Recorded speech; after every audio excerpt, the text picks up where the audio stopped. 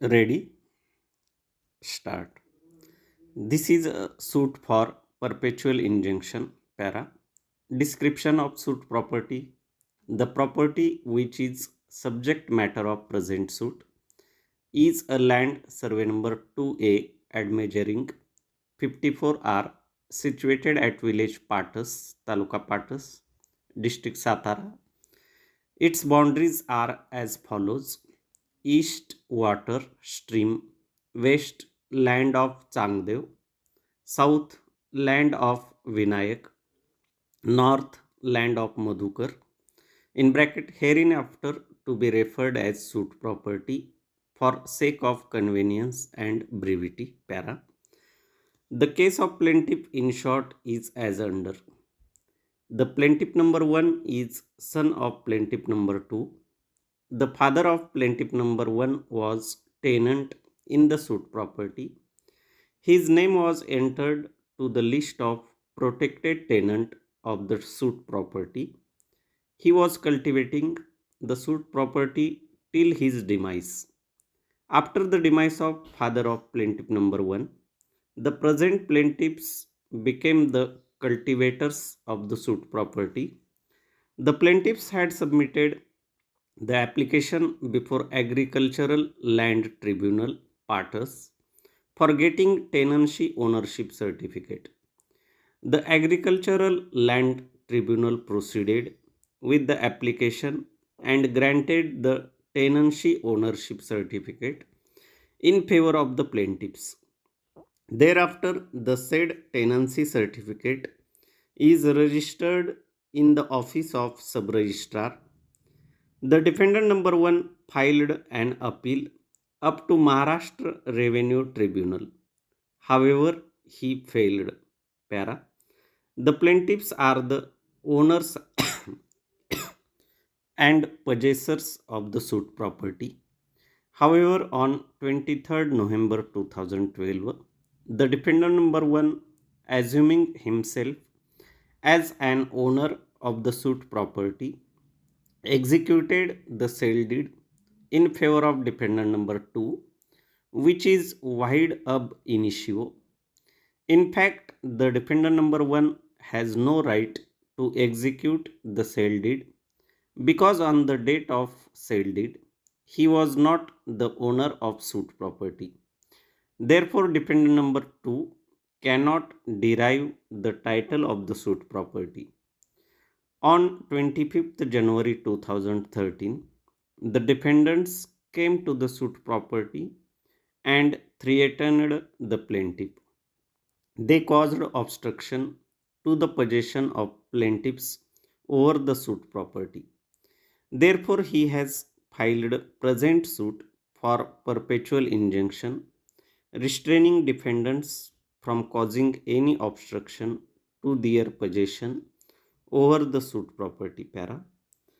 The suit summons is duly served to the defendants. The defendant number 2 filed the written statement at Exhibit 20. Defendant number 1 filed his written statement at Exhibit 40. Para. The case of defendants in short is as under. The defendant number 1 submitted that he is the owner of the suit property, and defendant number 2 submitted that he has purchased the suit property from defendant number 1. They have categorically denied all the contentions in the plaint.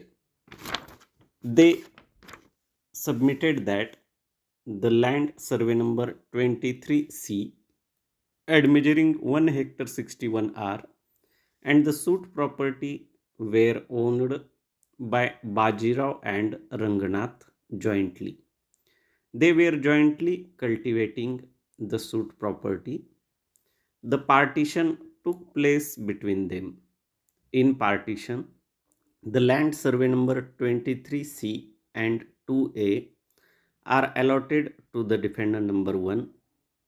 Accordingly, the mutation was sanctioned. The name of defendant number 1 was recorded to the 712 extract of suit property. Accordingly, defendant number 1 started to cultivate the suit property and the land survey number 23C. However, in 712 extract of suit property, the pencil entry of Rohidas remained as it is. They submitted that the plaintiffs do not have any concern with the suit property.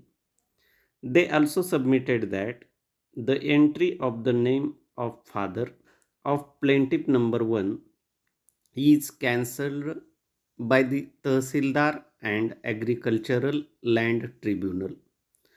Therefore, plaintiffs are not in possession of the suit property as a tenant. Para. They further submitted that the plaintiffs, in collusion with the revenue officer, filed an application on 14th February 1978 and claimed tenancy ownership certificate. Though the concerned officer calculated the amount of rupees 291 as a purchase price, yet the plaintiffs did not deposit the said amount.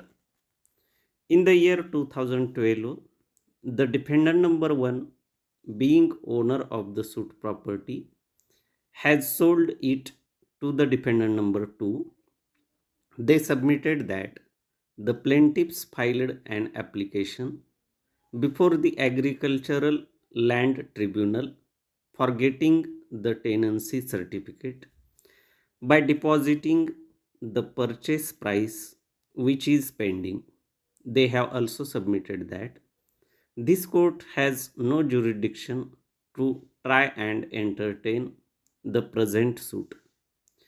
Considering all these grounds, the defendants prayed for dismissal of the suit. Para.